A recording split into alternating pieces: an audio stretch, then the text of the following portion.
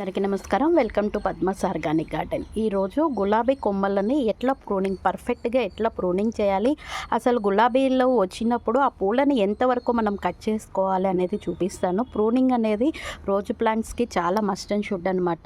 ఇట్లా చూసారు కదా, ప్రూనింగ్ చేసుకుంటే రోజెస్ కూడా ఇట్లా బాగా మొగ్గలు పువ్వులతో ఉంటుందన్నమాట.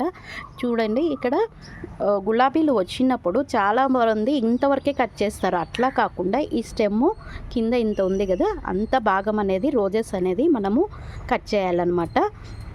అంతేకాకుండా ఎక్కడైనా ఇట్లా చూడండి, ఈ కొమ్మకి బ్లాక్ అయిపోయింది, అది కూడా మనము ఎప్పటికప్పుడు ఇట్లా తీసేస్తూ ఉండాలి. ముఖ్యంగా అందరూ గులాబీ చెట్లలో ఫేస్ చేసేది మీకు చూపిస్తాను.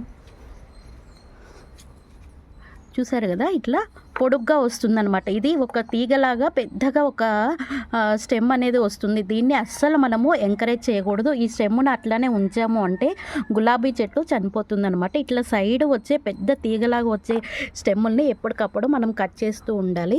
ఈ విధంగా మనము ప్రూనింగ్ బాగా చేస్తే కనుక రోజెస్ ఈ రైనీ సీజన్లో బాగా వస్తాయి. Thank you.